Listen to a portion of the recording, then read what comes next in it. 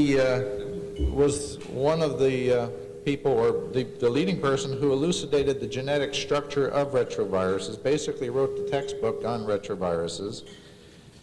And for the work that he did in elucidating the genetic structure, and for his pioneering work in the isolation of the first oncogene, he was elected in 1983 to the National Academy of Sciences. He also, around that time, or shortly thereafter, received a 7-year Outstanding Investigator Grant for cancer research from the National Institute of Health. I first heard of Peter in 1986 when Jack Anderson ran a column that was syndicated, and I read it in the Washington Post, about this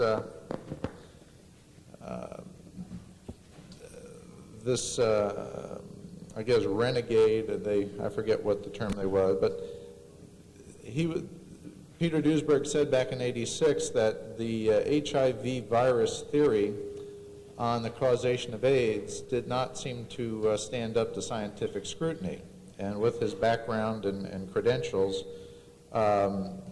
Jack Anderson picked this up, and I kind of looked at this article and I kind of stuck it away, but I didn't disregard it. It was on my desk a few years ago when I kind of came across it again.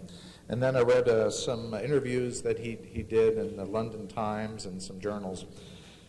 And so last year, I talked him into coming to speak to this group in Chicago, and he was so well received, and he opened up a whole new world to us. And that night I invited him to come and speak again, and he was gracious enough to accept. And I'm very thrilled to invite and to, again, to have Dr. Peter Duesberg from Berkeley, University of Berkeley.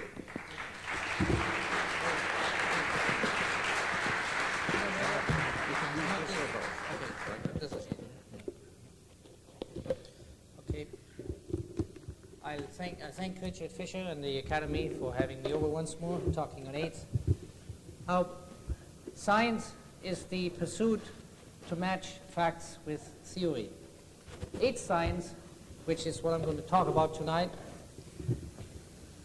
originated in the United States in 1981 and really ended 3 years later in 1984, when it was announced at an international press conference by the Secretary of Health and Human Services and the NIH researcher Robert Gallo that the cause of AIDS had been found.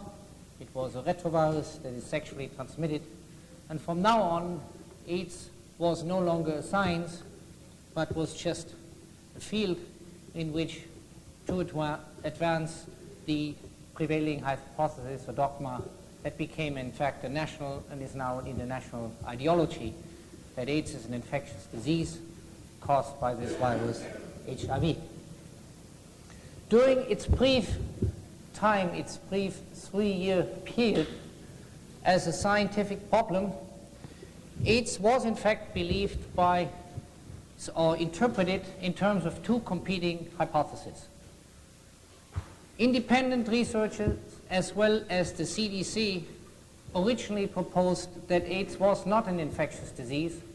They proposed it was a drug disease, that it was caused by recreational drugs like nitrite inhalants that are used by male homosexuals primarily, not all of course, a small percentage of them, as aphrodisiacs, psychoactive drugs they are, and they also originally developed as a prescription drug against angina to relax smooth muscles, which facilitates anal intercourse.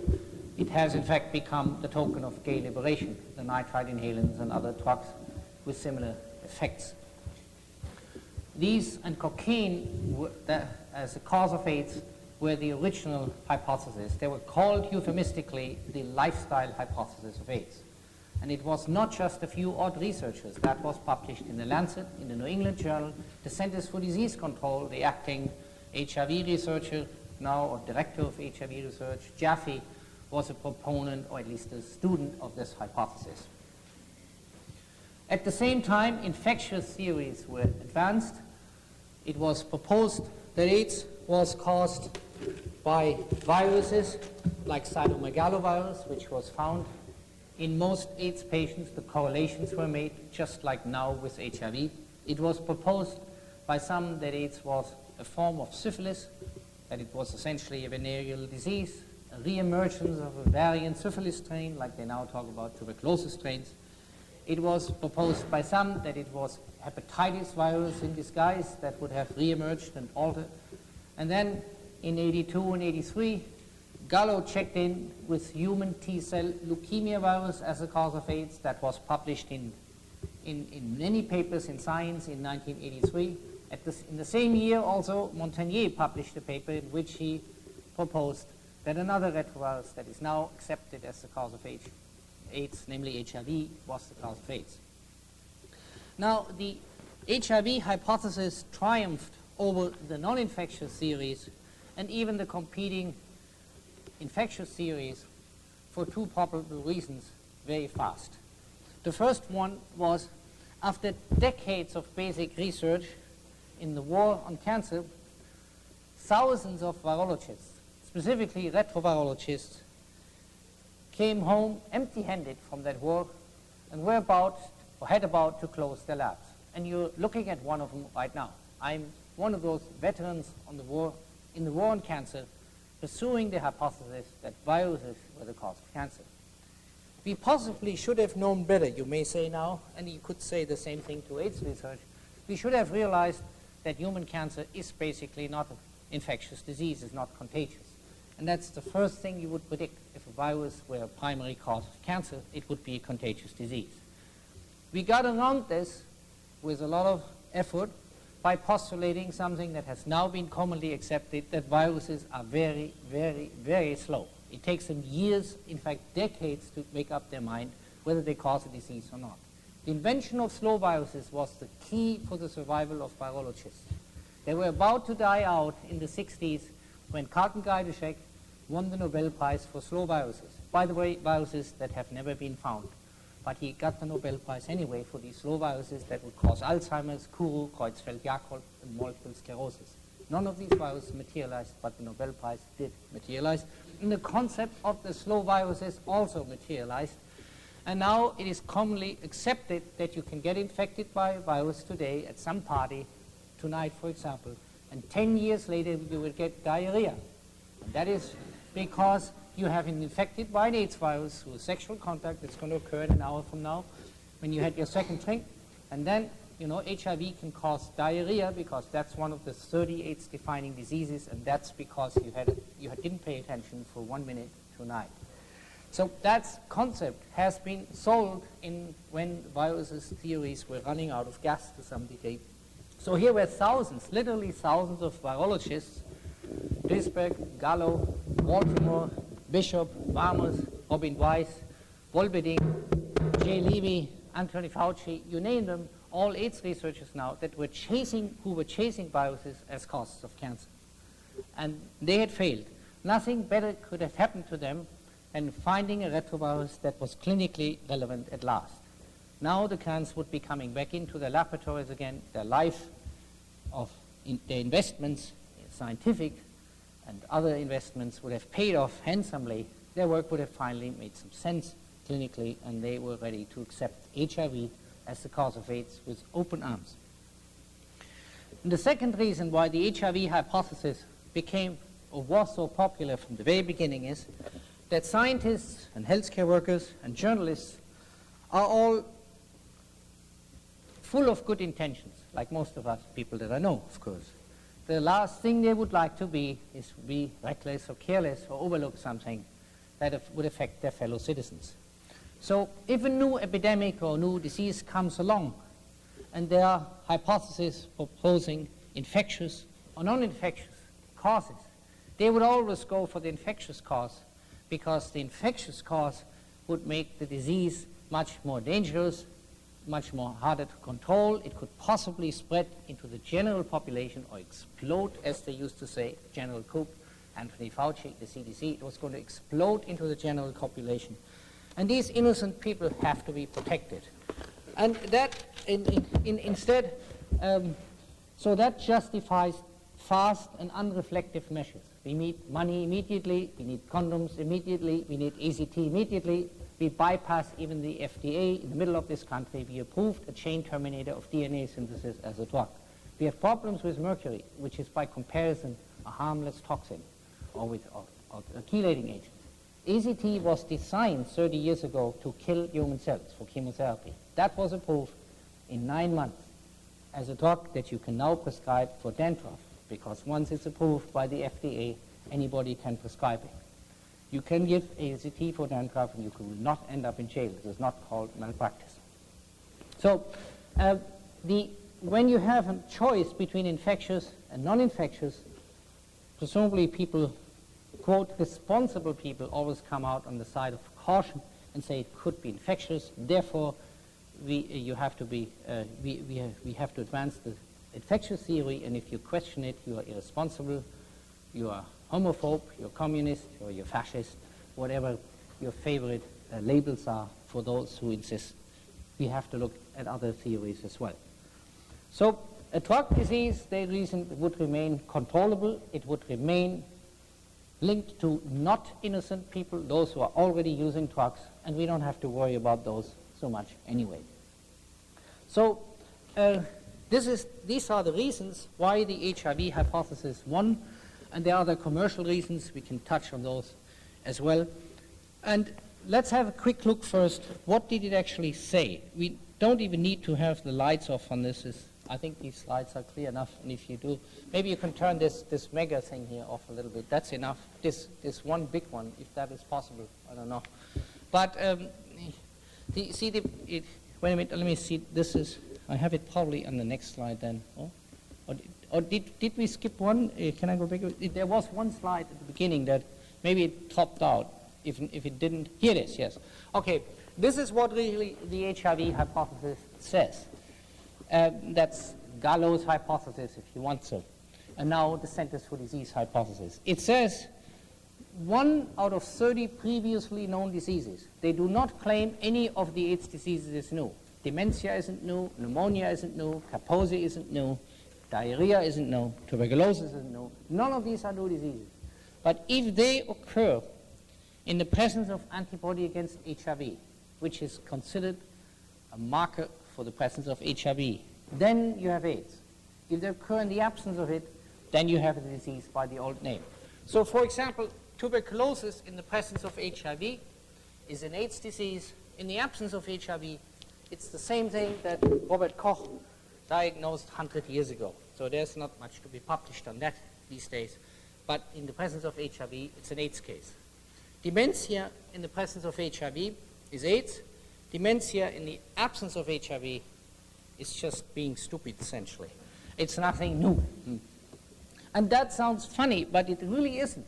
That is exactly the definition of AIDS by the CDC. There's not one new disease. These are all diseases under a new name.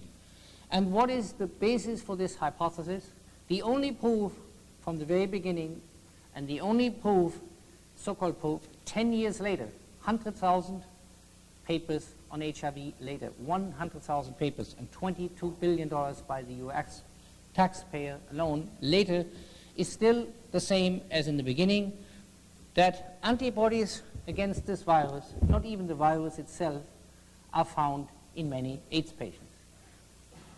Those who advance this argument fail to mention that antibodies against cytomegalovirus, against hepatitis virus, against syphilis, against gonorrhea, against Epstein-Barr virus, and against hepatitis virus are also much more common. In fact, cytomegalovirus was found in 100% of all AIDS patients for years, and therefore considered the cause of AIDS. And that is simply a correlation. In terms of causation arguments, it is by no means adequate to find just a correlation. It's like saying yellow fingers cause lung cancer. It is true you have that correlation, but it could just as well be smoking. And in order to distinguish, you have to find a person with lung cancer who doesn't have yellow fingers, or alternatively, one who has yellow fingers and hasn't smoked. And that is what, so all that epidemiology can do is establish a correlation. It can never prove causation. So here is actually how good the correlation really is right now. The Centers for Disease Control and the World Health Organization claim 14 million HIV positive people on this planet. I think the number has in fact increased now. I just saw in Time magazine 2 weeks ago or a week ago that it's now 17 million. But they're not very stingy. A million more or less is not a big deal for them in projecting HIV numbers. So all of these, or virtually all of these people are healthy. In the United States, we had, I think end of last year now, the new CDC report came out. I have to look at it again. But we had just less than 500,000 AIDS cases. But we have, and in the rest of the world, there are fewer than in the United States combined. So that means there must be somewhere on this planet between 13 and 14 million HIV positive people who are completely healthy. There are also healthy persons, according to AIDS researchers, best techniques, the most advanced techniques, who carry 30 to 40 times more HIV-infected cells than people who are dying from AIDS. And that was done, these kind of studies were done with a technique, were only doable with a technique that actually was developed by Carrie Mullis, who lives here. Hello, do you have a question? The microphone. Oh, I have actually one on the tie. Doesn't that doesn't work? Oh, you want them both? Yeah. Okay. And then, if you check the literature on HIV-free AIDS cases, you will find actually there are thousands of them. I could add up last year 4,600 AIDS cases that were free of HIV. That, in fact, was an acceptable or an orthodox problem only 2 years ago at the International Conference in Amsterdam.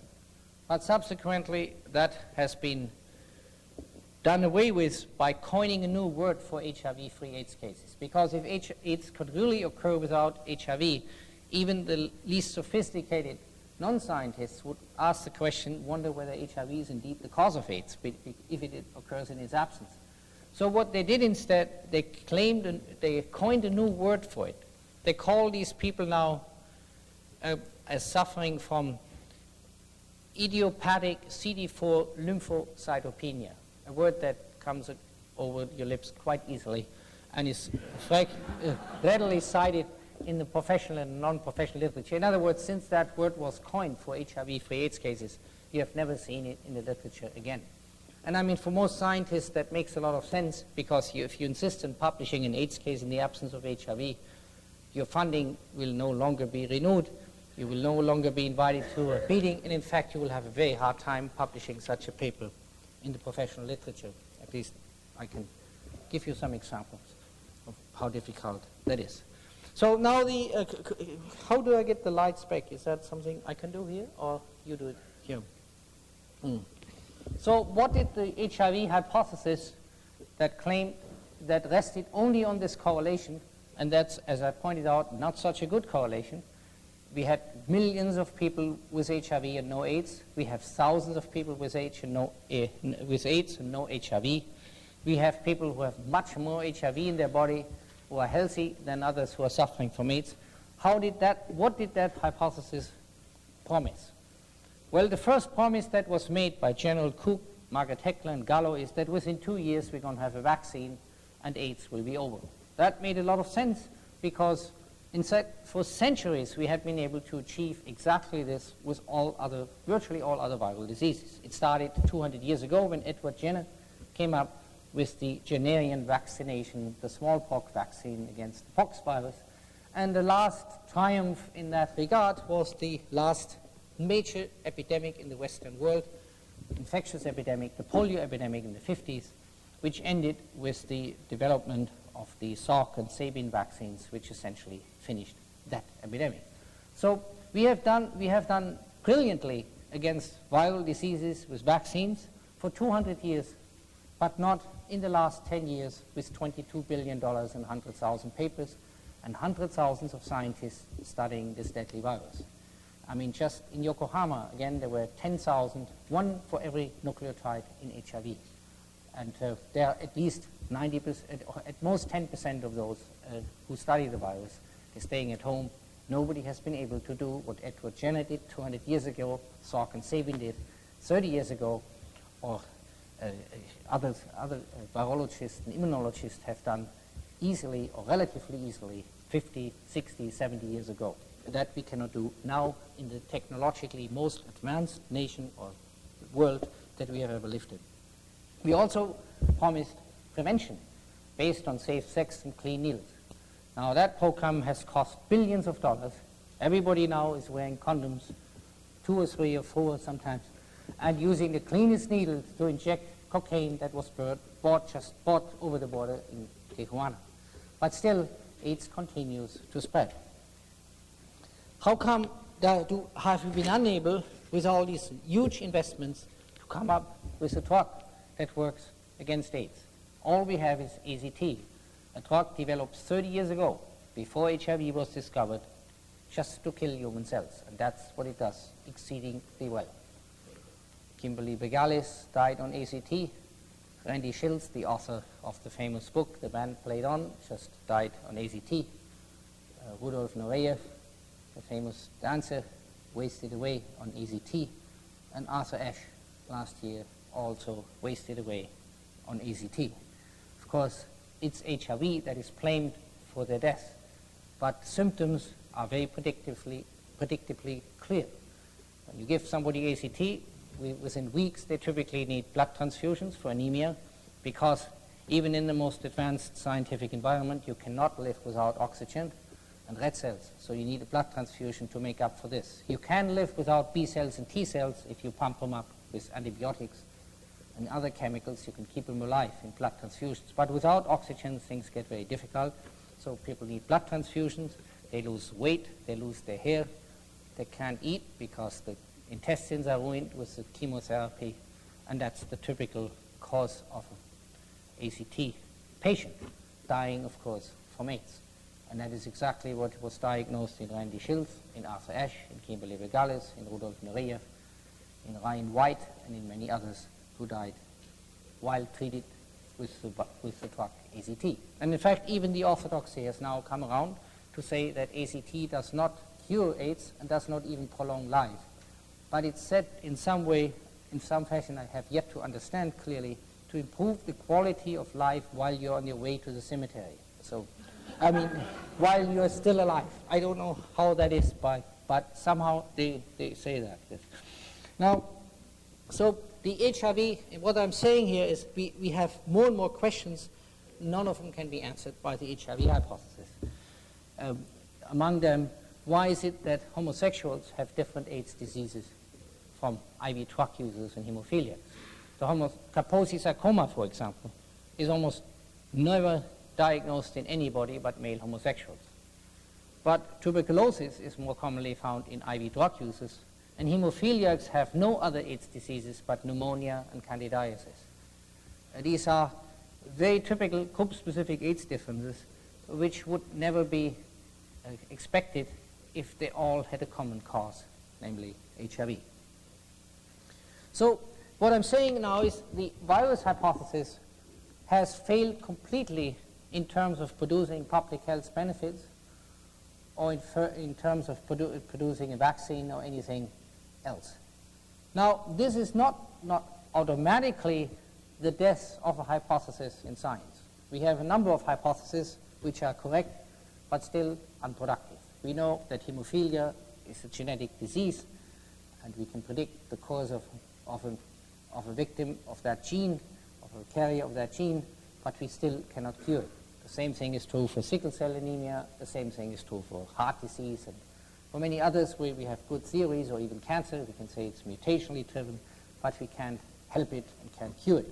So the ultimate criterion of a scientific hypothesis is not necessarily to produce good results. That clearly doesn't hurt. If it does, then we don't need to ask further questions. But if it does not, it could still be an accurate hypothesis. The ultimate criterion to measure the merits of a hypothesis in science is to test whether it can make verifiable predictions. Can the hypothesis predict the cause of an event, of a disease in this case? If it can, the hypothesis is meritorious. If it cannot, then the scientific method calls for an alternative hypothesis. That's what the scientific method is. That's what you teach your graduate student first thing. Here, give me an explanation for these facts, and then we test the hypothesis. If the explanation fails, we need another explanation to interpret the facts, to match facts with theory. As I said, that is the business of science. So here, one of the first predictions that everybody made who believed in the virus hypothesis is here that General Koop said that, Robert Gallo said that, Margaret Hettler said that. Everybody else is saying it even now, although not quite as loudly as they used to, that AIDS would explode into the general population because it's a sexually transmitted virus and sex is still practiced by the general population. There's circumstantial evidence for that. 5 million babies are born per year. And there's also some literature, Penthouse or Playboy, suggests that there's sexual activity among heterosexuals. And not all of it with condoms, because only unprotected sex, as far as I know at least, produces babies. Now, despite this, in 10 years, AIDS has not entered the general population in America and in Europe. And I distinguish clearly between America and Europe and Africa, and I'll tell you in a minute why. So the hypothesis that AIDS, or the prediction that AIDS would explode or exponentially spread into the general population as being a sexually transmitted disease, has failed completely. Even now, AIDS in America and Europe is 85 to 90% restricted to males, and most of these are either intravenous drug users, male homosexuals, transfusion recipients, or hemophiliacs. That, according to the CDC, makes up 97% of all AIDS cases. They're all from these risk groups. There's hardly anybody from the quote general population. Another prediction that the hypothesis made is that AIDS would spread following the dissemination of HIV. They always say first the country is infected by HIV or a person, and then soon after, not so soon after, initially it was 10 months in 84, now it is 10 years, and as time goes by, the latent period goes, but if it's after some time later, people would get AIDS. But here, look what the CDC itself, the Centers for Disease Control, is reporting. I think this is a pointer here, yeah. You can see here,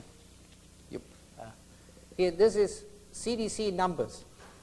The CDC reported first in 1985, or at the end of 84, that 1 million Americans are HIV positive, carriers of this deadly virus. And now this ends up with 93, but in 94 again they repeat, it's still 1 million Americans are HIV positive. But the annual AIDS cases have absolutely no relation to the number of HIV carriers.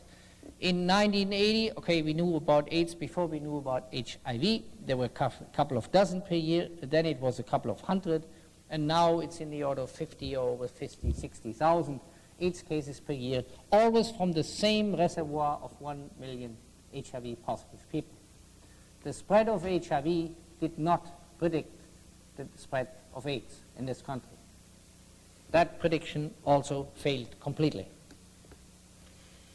Another prediction was that those soldiers who fight in the front line against the deadly virus, namely the healthcare workers and those heroic scientists like Robert Gallo and Anthony Fauci in Wolberding and Jay Levy, or here Flossie Wongstall in San Diego, who crawl the virus in large mass produce it, in fact, for the AIDS tests, in fact, for 25 million AIDS tests, which are conducted in this country per year, at $50 a piece at least. Those heroes on the front of AIDS never get AIDS from the deadly virus. There's not one report anywhere in the medical literature that a healthcare worker or doctor contracted AIDS from his or her 300,000 American AIDS patients in the last 10 years. Not even one. There are some suggestions and some stories in the newspapers that somebody claimed some money and got some money for HIV infections, and there are 2 or 3 cases who also are said to have developed AIDS. What's not emphasized there is these people also were on ACT, and ACT is enough to cause AIDS. In my opinion, AZT is AIDS by prescription. It is designed to kill the same cells that HIV is hypothesized to kill, and it can do it very well. If you terminate DNA synthesis, I think you don't need any further experiments to predict that this is killing a cell, DNA being the central molecule of life. Prostitutes were also predicted to develop AIDS from their clients, and that, again, has not happened. The only prostitutes who developed AIDS were those who were also intravenous drug users. Another prediction that the theory made is that chimpanzees, who are over 99% related to the human cousins, would develop AIDS when experimentally inoculated with HIV. 150 chimpanzees have been inoculated by the NIH and CDC in various primate centers. Not one of them has ever developed AIDS. They all made antibody against the virus, exactly like their human cousins, but they did not develop AIDS. The largest human experiment with HIV inoculations conducted is the inoculations of 15,000 or 75% of American hemophiliacs with HIV by the doctors. They were accidentally infected, of course, before the virus was known. 75% of the American hemophiliacs are now infected for over 10 years with HIV. During that time, the median life of hemophiliacs has approximately doubled. The HIV hypothesis would have predicted they would half of them, or most perhaps even all of them, would be dead by now. The reality is they live twice as long as they did only 10 or 15 years ago. They do better than ever before in the history of hemophilia. You could make a logical argument that HIV has doubled the lifespan of hemophiliacs.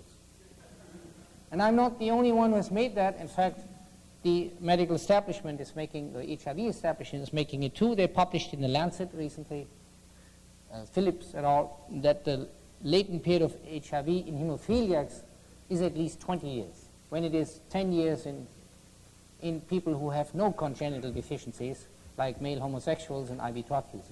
So if you have a congenital deficiency, like a hemophiliac does, and your health is already compromised, the virus gives you extra time to suffer. You have an extra 10 years to get sick from it. When you're otherwise healthy, then it kills you off in 10 years. So that virus really knows exactly what it's doing. Now, another prediction that the theory makes is that viruses would cause the same disease in different or in all people. Polio does, hepatitis virus does, measles virus does, and bacteria more or less do the same thing. But HIV-infected people have diseases in the same country that are clearly risk group specific and have also country-specific diseases. I'll give you more examples in a few minutes. I already mentioned that Kaposi sarcoma, which was the hallmark disease of AIDS early in the epidemic, is virtually never seen in anybody but in male homosexuals. I also mentioned that pneumonia and candidiasis are found almost exclusively as AIDS diseases in hemophiliacs. And in Africans, the AIDS diseases that are diagnosed are all tuberculosis, diarrhea, and chronic fever. Nobody ever diagnoses pneumocystis pneumonia, or hardly ever Kaposi sarcoma in Africans. So we have risk group specific and country specific AIDS diseases, all caused again by the same virus. So that prediction also failed. Now, vaccines were said to protect against HIV, and that is actually contradictory with many things that the AIDS establishment has claimed. They say, in fact, that's the first time in the history of immunology and virology that a positive AIDS test, which is actually an antibody test against the virus, is a prognosis for a disease. When you are antibody positive, then and only then are you at risk of developing AIDS. That's the message of the AIDS test, or the HIV test. And that is absolutely unprecedented in the history of immunology and virology. With all other viruses, we say just the opposite. Once you have made antibodies against the virus, you have defeated the virus, either for the rest of your life or for at least a limited period of time. Antibodies against poliovirus, measles virus and mumps virus and yellow fever virus and any of those viruses are interpreted by every doctor, even AIDS researchers, as a good sign, as a protection against the disease, as vaccination, a certificate of vaccination. With HIV, it's the only microbe where we say only when you have made antibodies against it, not before, when the virus still has free range. Not only after it is neutralized by the immune system, then you are at risk of getting AIDS from this deadly virus. In fact, these antibodies, they then claim, when you point that out, they are not neutralizing the virus. But at the same time, the same people who say antibodies are not neutralizing the virus, they have a very hard time finding that virus. In fact, the nation's leading AIDS researcher, Robert Gallo, had notorious difficulties in proving that he ever found that virus in one patient at all. And that is true for Robin Wise in England and many other AIDS researchers. They have a hell of a time of isolating the virus because the antibodies work just exceedingly well. They neutralize the virus to a point where nobody can find it, or hardly anybody can find it. That's why we need techniques like the polymerase chain reaction to find at least a molecule of it in the patient. Now, all AIDS diseases are said to be consequences of HIV-mediated T-cell deficiency. That also doesn't fit with AIDS in this country. That prediction also fails. Here is the CDC report from 1992. I have not the 93 yet, but I should get that together. But if you look at the AIDS diseases, they fall into two categories. Immunodeficiency diseases, which are all microbial diseases that benefit from immune deficiency. When your immune system fails, then microbes check in. It's like you leave the door open in Berkeley on Telegraph Avenue. All sorts of people walk in and take advantage of the open door. So do these microbes. But there's a number of diseases, altogether 39% of all AIDS cases in America, that have nothing to do with immune deficiency. The wasting disease is specifically defined as a weight loss in the absence of a bacterial or viral or known bacterial or viral infection. It's compared to cachexia in cancer or anorexia. It's a weight loss not known to be caused by a microbial or disease. Cancer, Kaposi sarcoma and lymphoma, again, are not a consequence of a defective immune system.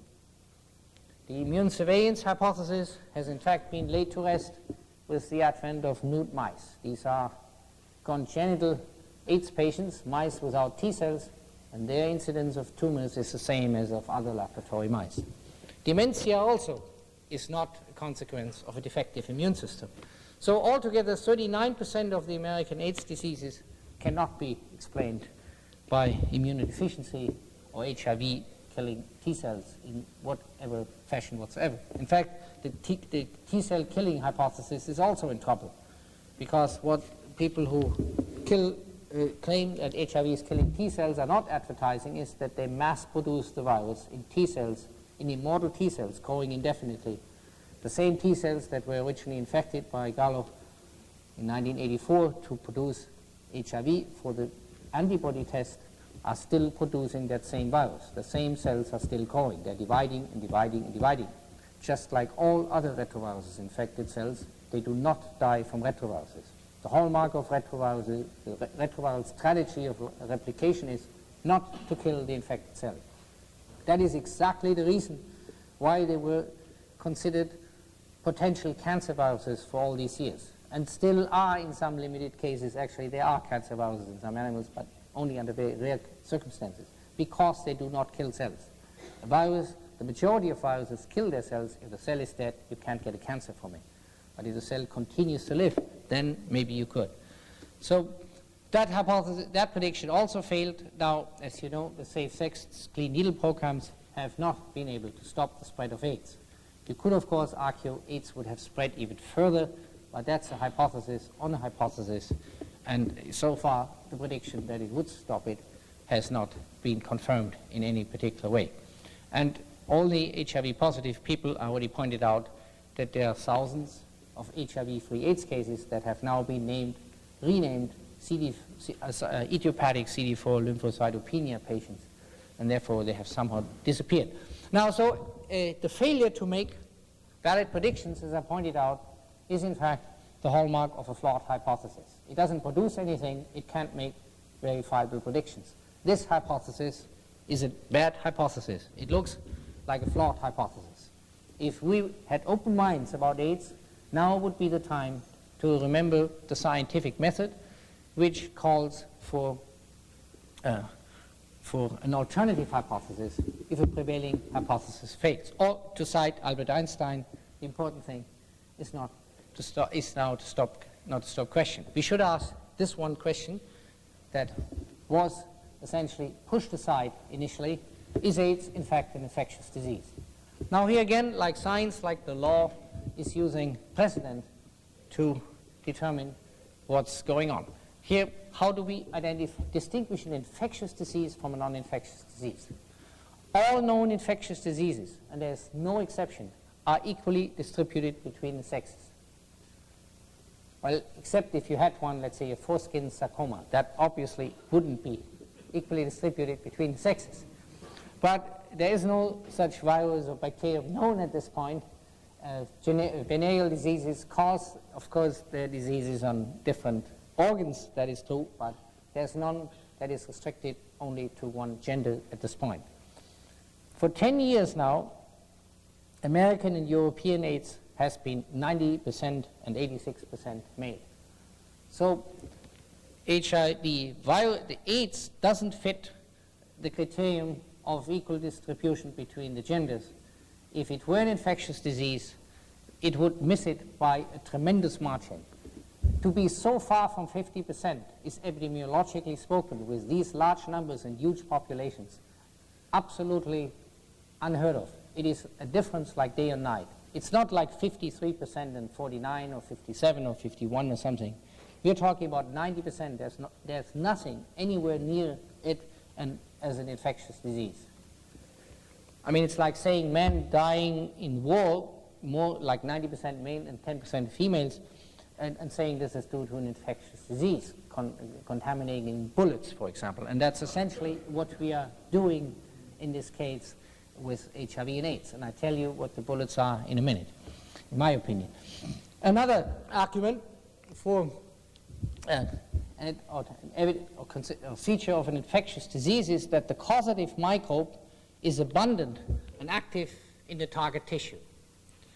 For example, when you have tuberculosis, the tubercle bacillus is all over your lungs and killing lung cells at a rate faster than you can regenerate or spare, or killing more than you can spare or regenerate during the course of the infection, and then you are suffering with pneumonia. But there is no common active microbe in all AIDS cases. In fact, HIV is hardly ever active. In most cases, only antibody against the virus are found. That's why the AIDS test looks for antibody. Not because they don't want to bother the virus, but because they can't find the virus. They have to look for antibodies against it. So the virus, if it is present at all, it is totally inactive and extremely rare. There's not one example of an infectious disease, a fatal infectious disease, where the presumably responsible microbe is inactive and dormant. None. If the responsible microbe is inactive and dormant, you have an asymptomatic infection. That occurs. You can have an asymptomatic poliovirus infection. You can have an asymptomatic flu virus or herpes virus or measles or mumps virus infection. In fact, the majority of those microbial infections are asymptomatic. It's only when it hits you at a low in your immune system that you get a symptomatic or a fatal infection. But with HIV, there is never one where the microbe is active. So it fails this criterion of an infectious disease too. It's not equally distributed between the genders, and the microbe isn't active. And the third one is the one I already pointed out before, the so-called long latent period. That is a giveaway for something else causing the disease. The latent periods for all orthodox infectious diseases, microbial, viral, are always very short. And that's not just empirical. We know why that is, because we know it is a function of the generation time of the microbe. A virus or bacterium have generation times, a bacterium of half an hour, a virus of 24 to 48 hours at the very most. That is, every time a virus infects a cell, within 24 hours, that cell produces new virus particles. whether it lives, survives the infection or not. So let's take HIV as an example, just to go through the numbers for a minute. You were infected today by HIV. If HIV were the cause of AIDS, you would predict, from everything we know about retroviruses in animals, in humans we don't know every disease, in animals we can occasionally cause some diseases, then within 24 hours, that first infected cell would have produced 1,000 new retroviruses. They would infect 1,000 new cells. So within 48 hours, you have now 1 million cells, 1,000 times 1,000 infected cells. And the third day you have 10 to the 9, and the fourth day you have 10 to the 12, and the fifth day you have 10 to the 15 infected cells. Since you're only made of 10 to the 14 cells, you can predict every single cell in your body would be infected by now if it weren't for an immune system or some other restrictions of the spread of infection. And that is essentially the reason for the incubation period between infection and disease. If you today for the first time see somebody with measles and you don't get it within a week, every doctor, microbiologist, virologist will tell you you got away lucky, you won't get it. But for a week, there's a very high likelihood you get it. The same is true for syphilis, the same is true for herpes, the same is true for any other microbial disease, except AIDS. When you have a good time today, 10 years later you get diarrhea. Remember what I told you? It's a slow virus and it's from the party today, but with no other infectious agent. So HIV fails, or the AIDS fails this prediction too. It only is said to occur on average 10 years after infection, and that there is no logic behind that claim. There's nothing that we can link with that virus that would take 10 years from an infection to an effect, this cause to an effect that could be noticed 10 years later. So HIV, or the AIDS, doesn't meet one of the criteria of an infectious disease, and is therefore unlikely to be an infectious disease. And that's why it's high time to apply the scientific method, to observe your subject, in this case AIDS, from all possible angles, develop a better hypothesis, make predictions that can be tested experimentally and epidemiologically, and then publish and patent, receive awards, and if your predictions prove to be correct. If they fail, then you should actually admit we need yet another hypothesis. And here's what we have to explain. We have two entirely different epidemics. I mentioned that briefly. The one in the US and Europe, which is 90% male, the one in Africa, which is equally distributed between the genders. Those are differences like day and night. And clinically, the two epidemics have also very little to do with each other. Since we're talking about 30 diseases in the AIDS definition, they are still in the same spectrum of 30 diseases, but the distribution in that spectrum is very different between Europe, America, and Africa. In America and Europe, 50% are pneumocystis pneumonia, candidiasis, mycobacterial, Kaposi, and so on. They add up to more than 100% because some people have several of them at once. But in Africa, everybody has diarrhea, tuberculosis, and fever. Kaposi is hardly ever diagnosed, pneumonia never in the literature on African AIDS. So we have clinically and epidemiologically two entirely different epidemics under the same name. That has to be explained by a better hypothesis than the HIV hypothesis. We have also the problem that even in the United States or in Europe, the same thing, not all diseases have consequences of immune deficiency. 39% of the AIDS diseases in this country, and similar percentages prevail in Europe, have nothing to do with immune deficiency. Kaposi sarcoma, dementia, lymphoma, and wasting. That has to be explained by a better hypothesis than HIV. And then is the more complicated point that different risk groups have different group-specific diseases. I pointed out the most obvious is the Kaposi sarcoma in homosexuals. And also the annual risk of developing AIDS when you're HIV positive is very different in different risk groups. A transfusion recipient is said to die within a year, or 50% of them are said to die within a year when they're HIV positive. What they don't say is when they're HIV negative, they also die 50% per year.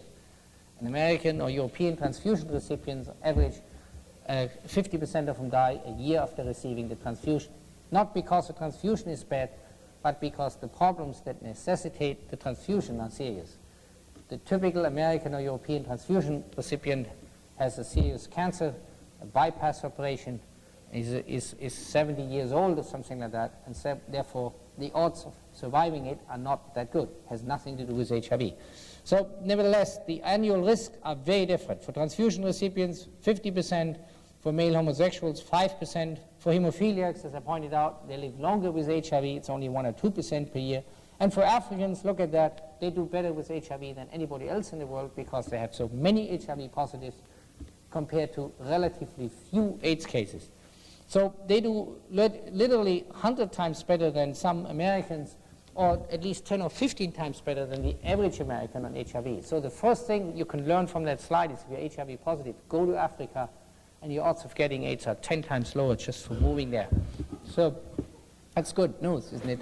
So here's what I propose as this alternative hypothesis that could resolve it all and actually make AIDS a preventable disease and provide rational explanations and perhaps even a therapy, at least therapies for some.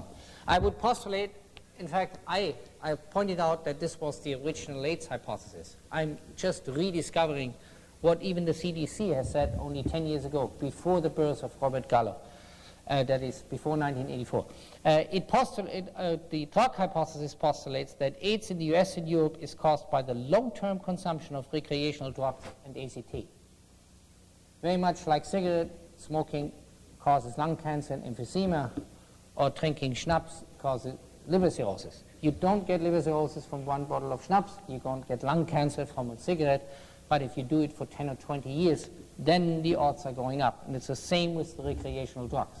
You do not get AIDS from one party with cocaine and poppers. But if you do it over and over and over, what they call euphemistically the latent period of the virus, then you would get the disease. That is 10 years of nitrite inhalants, 10 years of cocaine. That is when the trouble begins. The remaining AIDS cases in America and in Europe, namely the hemophiliacs, transfusion recipients, other cases from non-risk groups, reflect nothing but the normal incidence of these diseases under a new name. And they are, as the CDC admits, less than 2 or 3% of the AIDS cases. And they also agree that none of the AIDS diseases is new. There was always a low back count, even of 20 to 45-year-olds. 1 in 100,000 would have pneumonia, would have a tuberculosis, would have a Kaposi sarcoma for God knows what reasons. What is perceived as AIDS is the sudden increase of these diseases in 20 to 45-year-old males, virtually all of which are intravenous drug users or male homosexuals. That's what is perceived as AIDS. And that is, as I will demonstrate, probably exclusively due to recreational drug use and above all ACT. You're much better off on cocaine than on ACT. Hardly anybody survives ACT for 2 years, but cocaine you can go on for 10 years, and it's more fun. African AIDS, it's not more expensive, it's just more fun. African AIDS is the consequence, according to my hypothesis, of malnutrition, parasitic infection, and poor sanitation. Diseases of poverty, in other words. So here's the evidence in support of this hypothesis. We have overlaps between drug use and AIDS, both chronologically and epidemiologically. It's always said, well, AIDS is a new disease, and HIV is a new virus. Well, HIV is, as far as we can tell, not at all a new virus. God hasn't been doing anything lately in terms of creating viruses or hosts for them, at least not as far as we can tell. Likewise, people will say, oh, well, drug use is old. Yes, it is indeed old, but it's the dose that is the poison. The volume of drugs consumed is not old, and that is what I'm documenting in a minute. Very much like lung cancer was hardly noticed among the Indians smoking peace pipes, but it became an epidemic after World War II when mass consumption of cigarettes became a national pastime or an international pastime in World War II or shortly after World War II. So I'll show chronological and epidemiological evidence in support of this. Here, the Bureau of Justice Statistics reports, and these are very hard numbers to come by, that they confiscated 500 kilograms of cocaine in 1980, but 100,000 kilograms or 200 times more 10 years later. It has gone further up in the meantime. And they claim they confiscate like 10% of the good stuff. The rest goes into the population. Amphetamines were confiscated at a rate of 2 million doses in 1980 and 100 million doses in 1990. Poppers were consumed at a tune of 250 million doses in 1980. They're not recorded now. They're not taken serious as drugs because they're used orally. The Centers for Disease Control doesn't even report their use.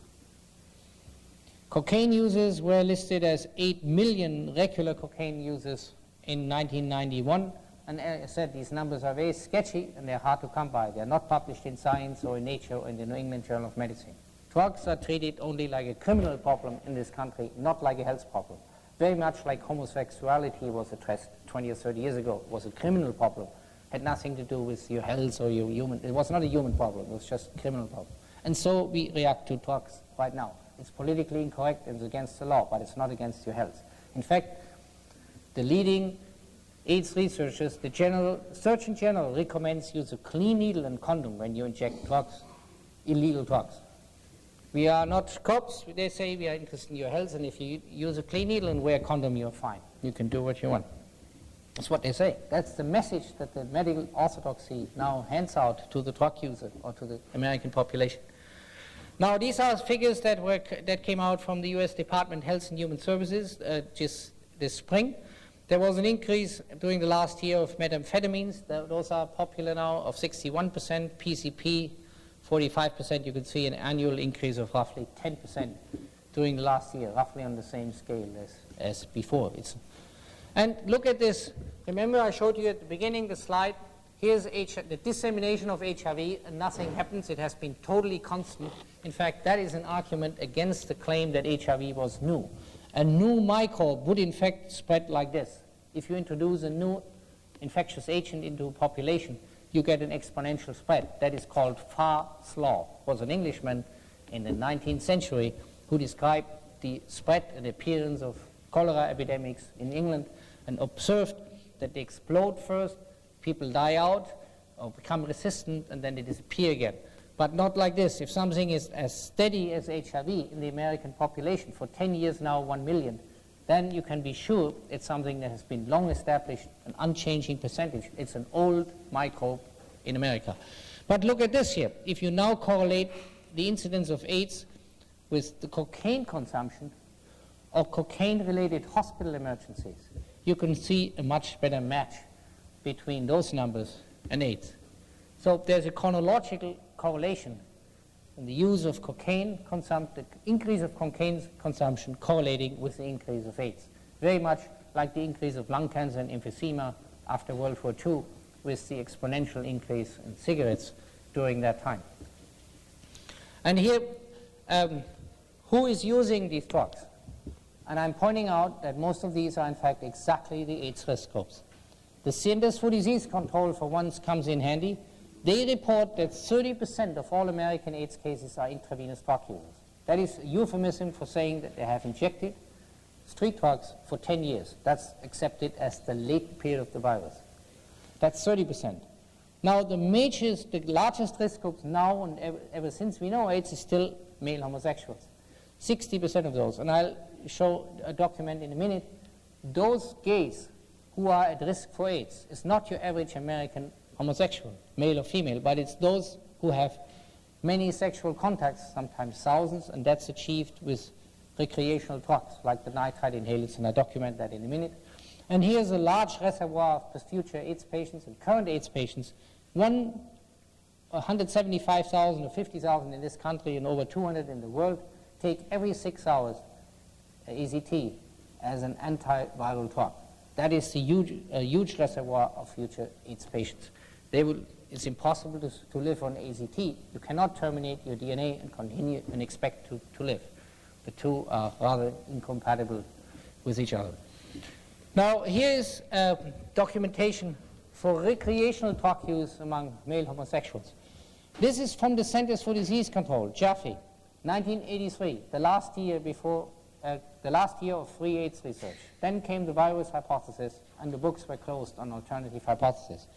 This is what Jaffe reported about 170 male homosexuals, 50 of which with Kaposi sarcoma at risk for AIDS. Self-reported drug use, not tested by a scientist. All they had to do is ask him, what did you do? before you got AIDS, or what are you doing now being at risk for AIDS? And this is what they reported. Look at the list of drugs. They would add up to 500%. In other words, these were all multi-drug users, and virtually everyone, I mean, there's nobody there who didn't use drugs. And that has not changed. Nitrite inhalants, acyl chloride, cocaine, amphetamines, phenylcyclidine, LSD, all of these things. These guys were walking pharmacies. And now here, in 1987 and 1990 in San Francisco, similar studies from the CDC, it has not changed. And it shouldn't have changed, because nobody told them that is bad for your health. They're being told, make sure, my friend, you use a clean needle, or you use a clean, you wipe your nose before you inhale these drugs, when they are inhalable, or you wear a condom, whatever it is. But it's okay to use those drugs. And the